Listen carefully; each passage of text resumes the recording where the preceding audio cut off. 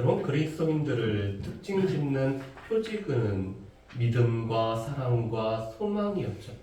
그래서 데살로니가 교회는 이 믿음의 역사가 있었고 사랑의 수고가 있었을 뿐만 아니라 우리 주 예수 그리스도로 말미암아 소망 가운데 현재를 살아가는 소망의 인내가 있었던 성도들이 바로 이 데살로니가 교회 성도들이었습니다. 여러분, 그렇다면은 믿는 사람들과 믿지 않는 사람들의 이 다른 차이점, 가장 큰 차이점을 우리가 어디서 볼 수 있을까요? 저는 아마도 그것은 장례식장이라고 이렇게 생각이 됩니다. 아무래도 목회자다 보니까 장례식장을 많이 참여하게 되고, 또 제 개인적으로도 저희 부모님이 4월달, 5월달, 그리고 저희 매형이 6월달에 하나님의 부르심을 받았기 때문에 가까운 분의 이 장례를 치른 적이 있습니다. 그런데 장례식장에서 느끼게 되는 것은 예수 믿지 않는 분들은 슬픔이 너무나 크다라는 것을 이렇게 보게 됩니다. 우리가 허리가 끊어질 정도로 슬픔을 겪는다라는 것을 제가 장례식장에서 이렇게 보게 됐습니다.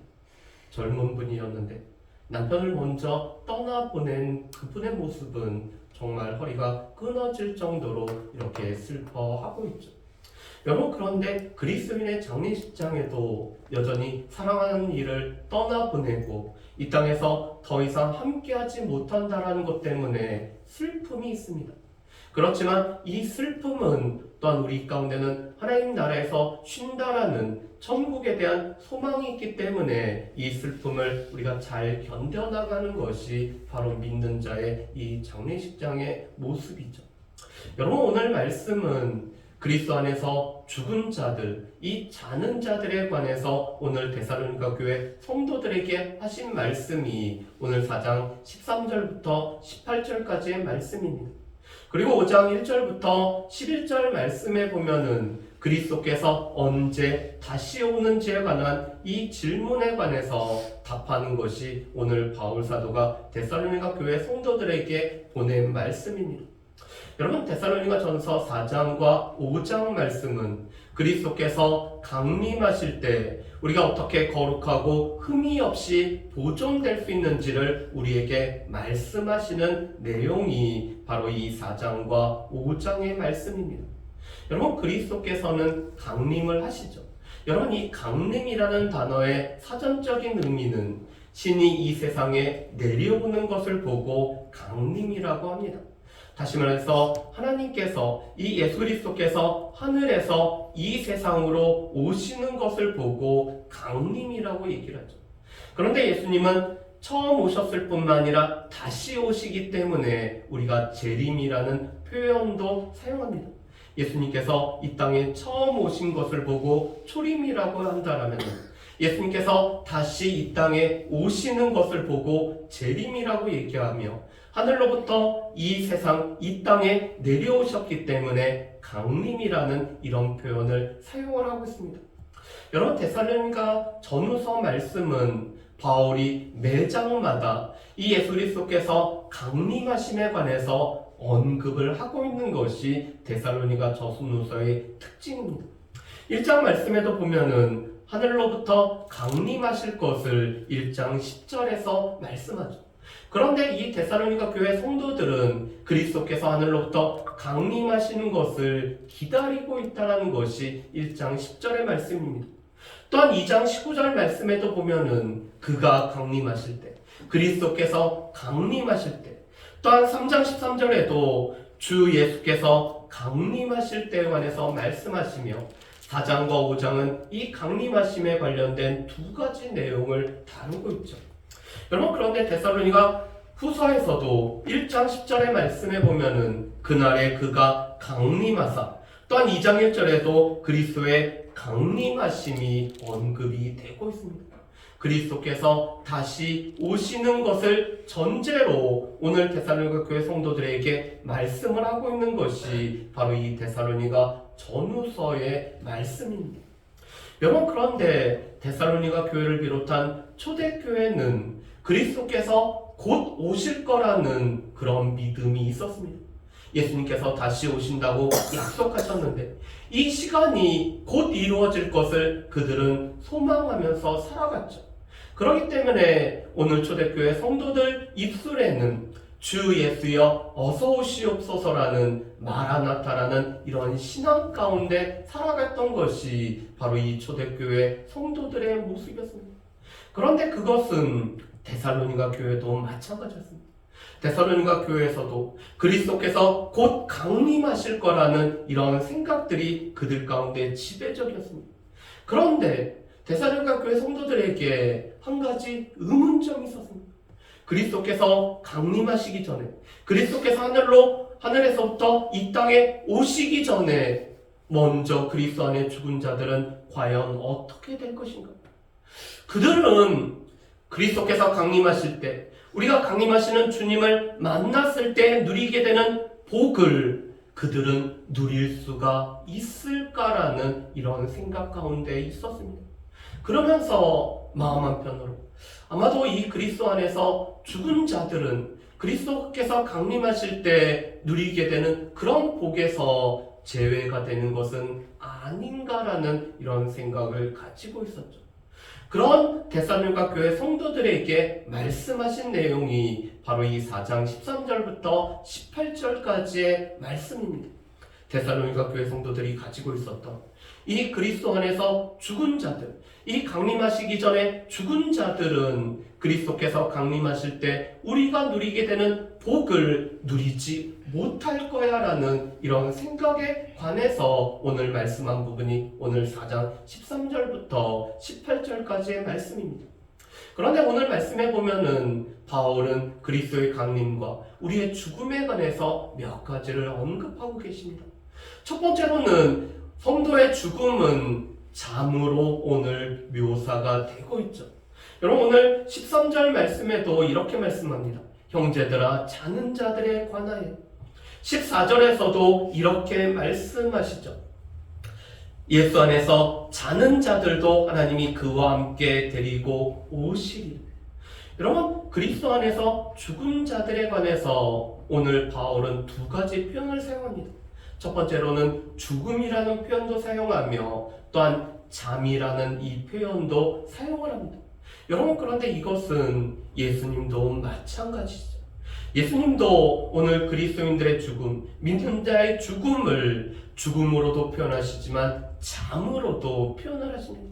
그래서 요한복음 11장 11절 말씀에 보면은 이 병들었던 나사로가 죽었을 때 예수님은 나사로가 잠들었기 때문에 내가 깨우러 가노라라고 말씀을 합니다. 그랬더니 제자들이 오해를 하죠. 그가 지금 잠들었으면은 낫겠습니다라고 이렇게 얘기를 합니다. 그랬을 때 예수님은 제자들에게 그가 죽었다라고 분명히 말씀하시지만 그를 깨운다라고 말씀을 하십니다. 여러분 마가복음 5장 41절 이하의 말씀을 보면은 회당장 야이로가 사랑하는 딸이 이 병이 들었고 그 딸을 위해서 예수님을 초청해서 자신의 집으로 인도해 가고 있습니다.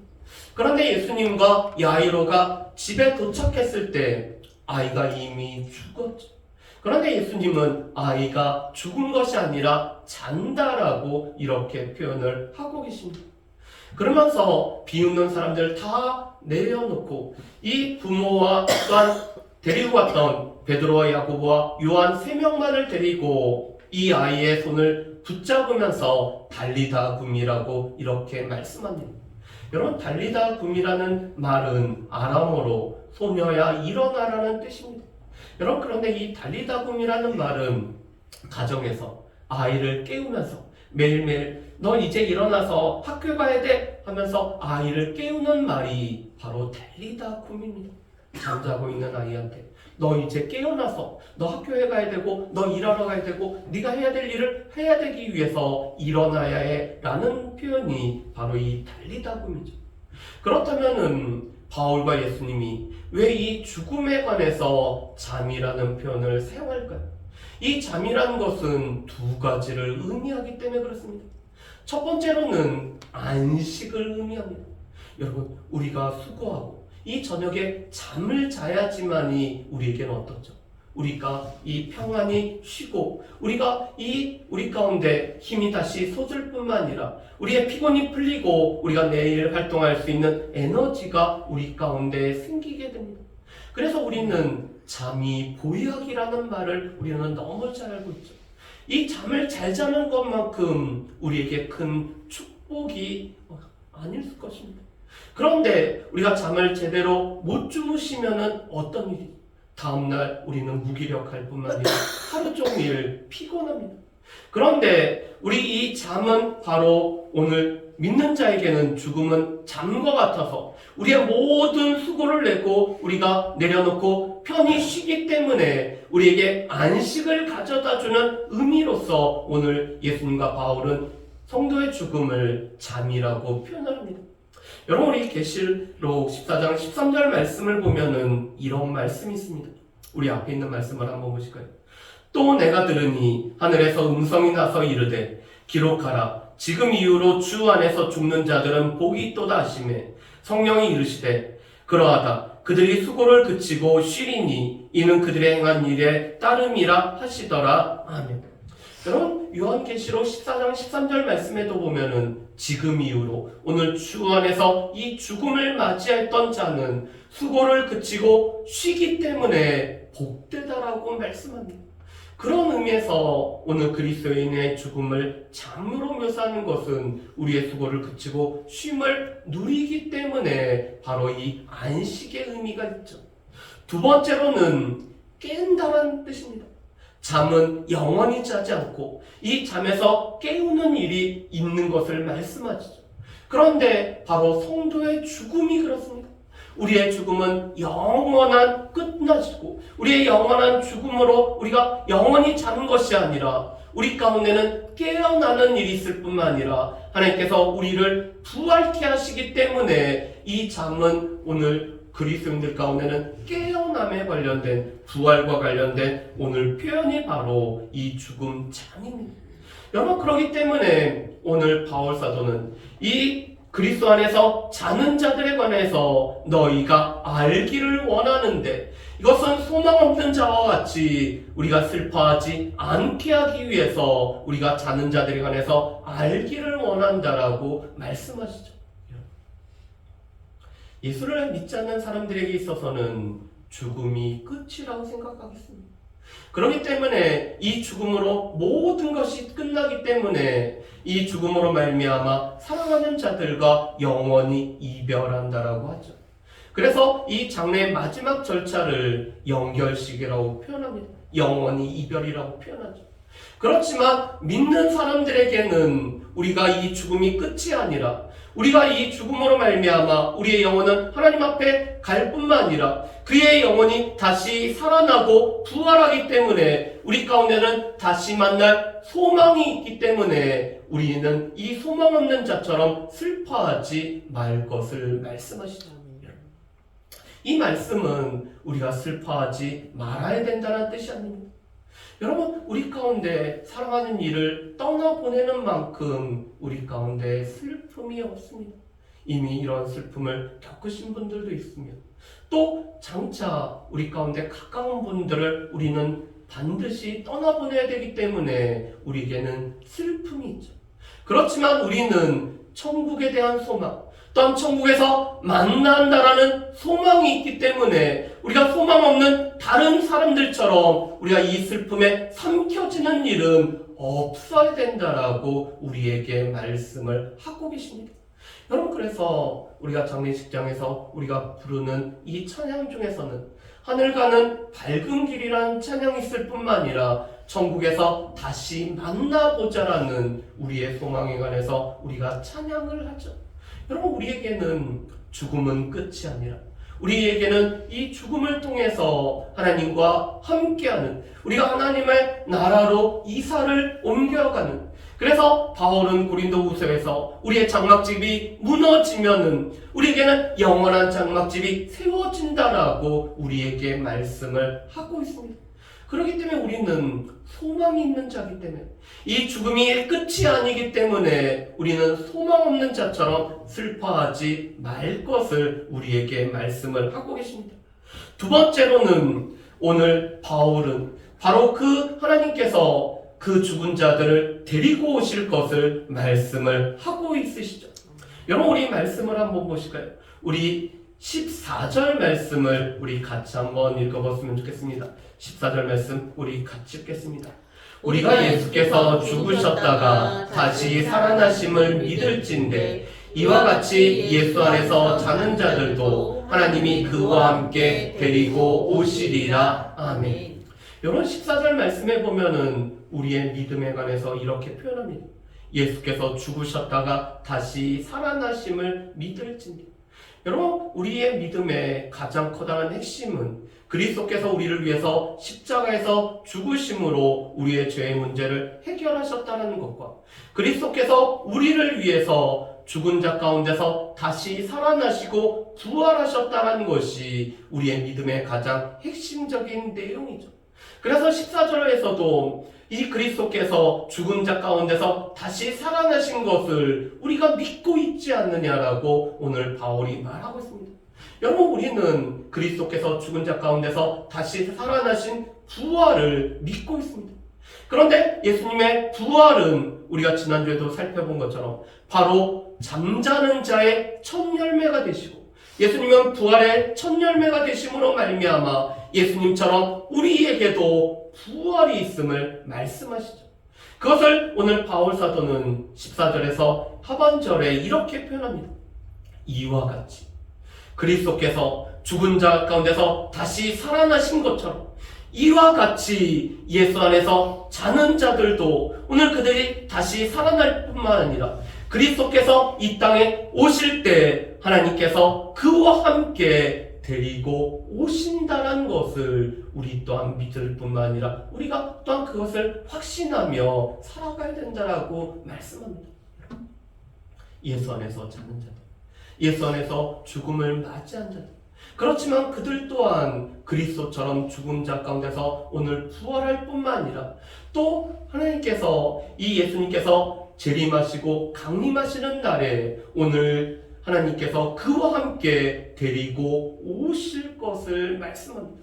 그렇기 때문에 오늘 그리스도께서 강림하실 때 살아있는 우리가 누리게 되어지는 복과 오늘 그리스도께서 강림하시기 전에 그리스도 안에서 먼저 죽은 자도 똑같은 복을 누리게 됨을 우리에게 말씀을 하고 계시죠. 여러분, 15절 말씀에 보면은 바울 사도는 이런 말씀을 합니다. 우리가 주의 말씀으로 너희에게 이것을 말하노니 주께서 강림하실 때까지 우리 살아남아 있는 자도 자는 자보다 결코 앞서지 못하리라. 아멘.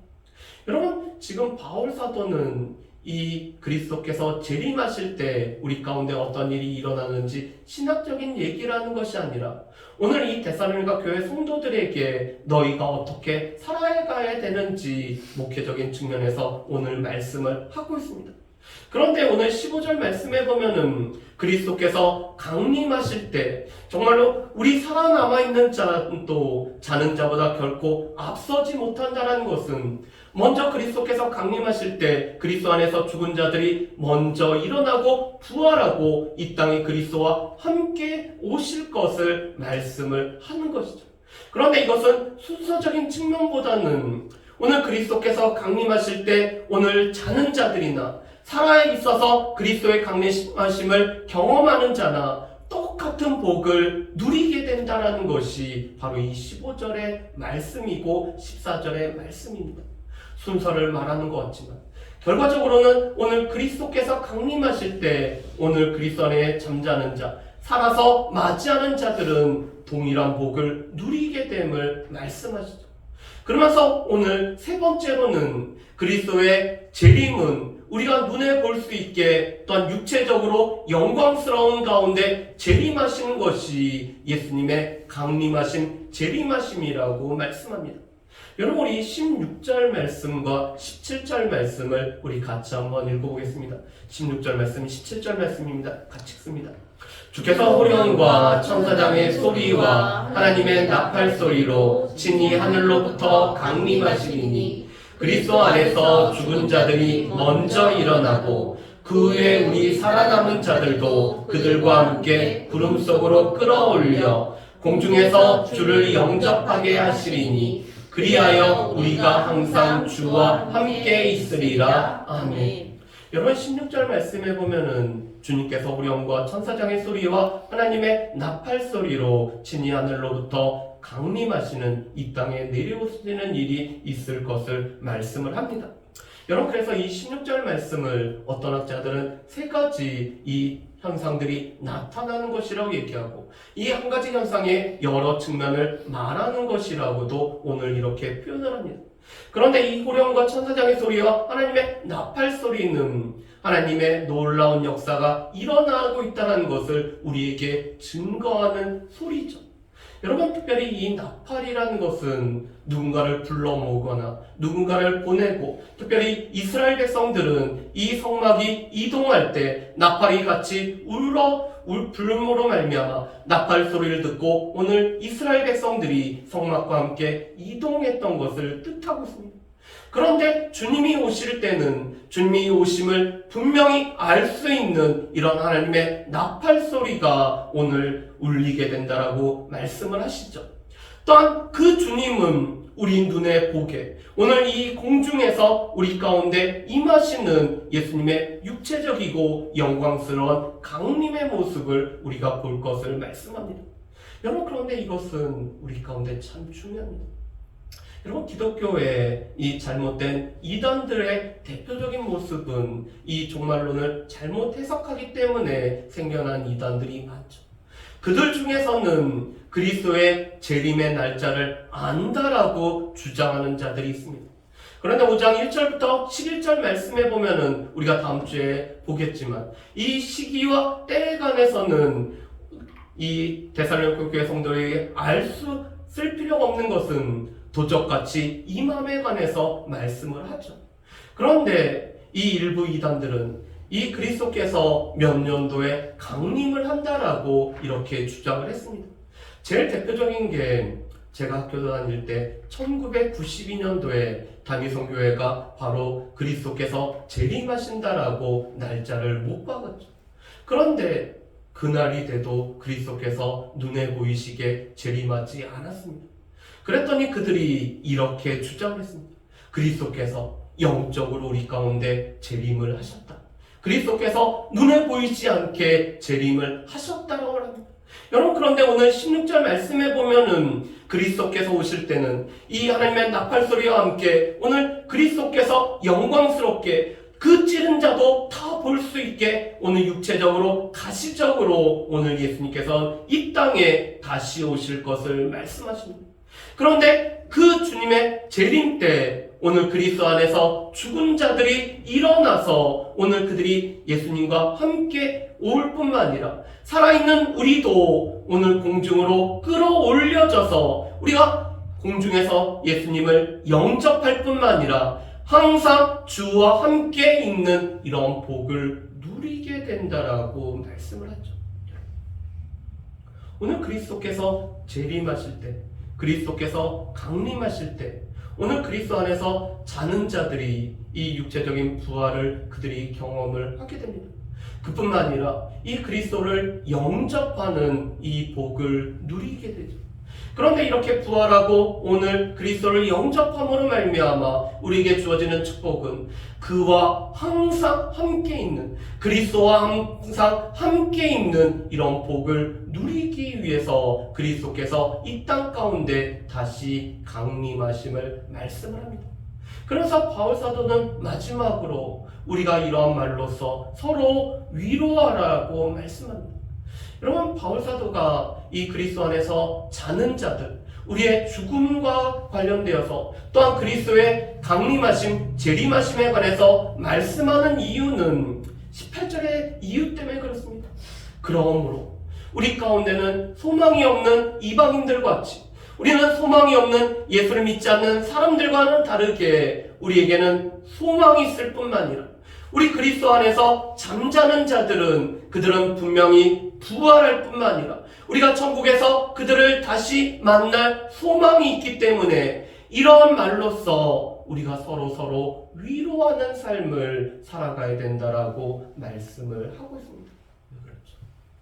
우리 가운데는 사랑하는 이를 떠나보낸 분들이 많이 계시기 때문에 그렇습니다.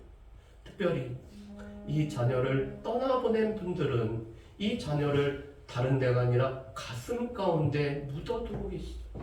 그런데 그런 분들을 많이 이렇게 보게 됩니다. 그런데 그뿐만 아니라 우리는 장차 우리가 사랑하는 분들을 우리가 곧 떠나보낼 사람들이 바로 우리입니다.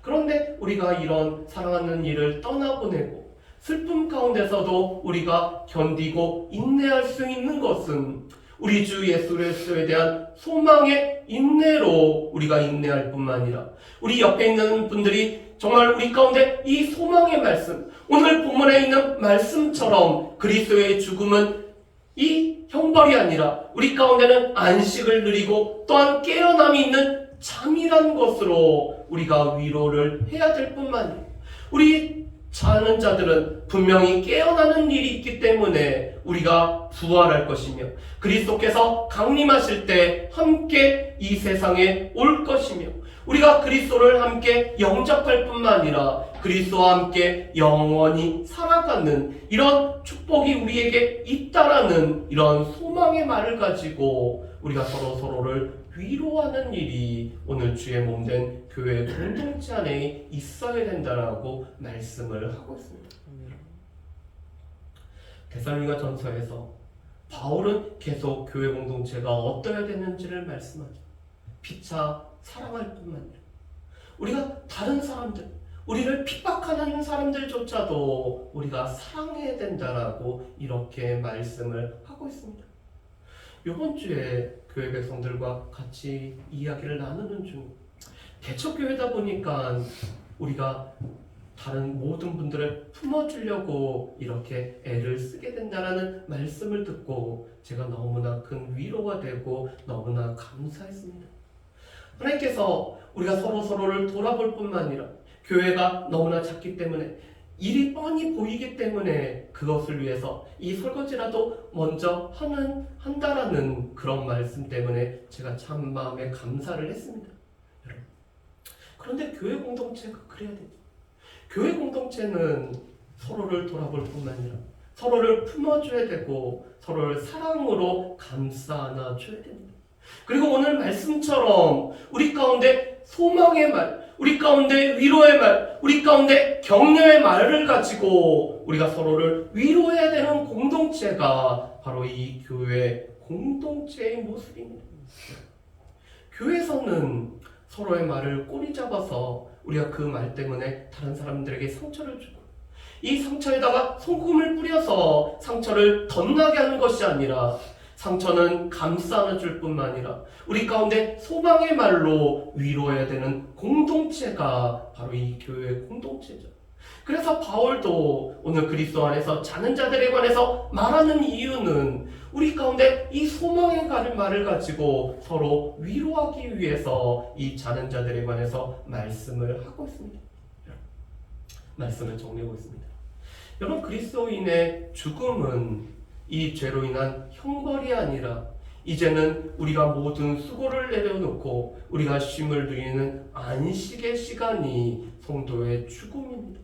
그뿐만 아니라 깰 때가 있기 때문에 이 성도의 죽음을 잠으로 이렇게 표현을 하고 있죠. 무엇보다도 우리가 하나님과 함께하는, 그리스도와 함께하는, 그래서 빌립보서 1장 23절 말씀에서 보면은 바울이 내가 이 세상에서 살고 싶은 것과 또 하나님의 부르심에 응답하여서 하나님 앞에 가고 싶은 나에게 죽음이 주어졌으면 하는 이 둘 사이에 끼어있는 이유는 바로 죽음은 하나님과 함께하는 이 복된 시간이기 때문에 바울은 우리의 죽음을 안식이자 또한 우리에게 깨어나는 시간이자 무엇보다도 하나님과 함께하는 시간이라고 오늘 성도의 죽음 잠에 관해서 이렇게 말씀을 하고 있습니다. 두 번째로, 그러기 때문에 우리는 소망 없는 사람들이 아닙니다. 우리에게는 소망이 있습니다.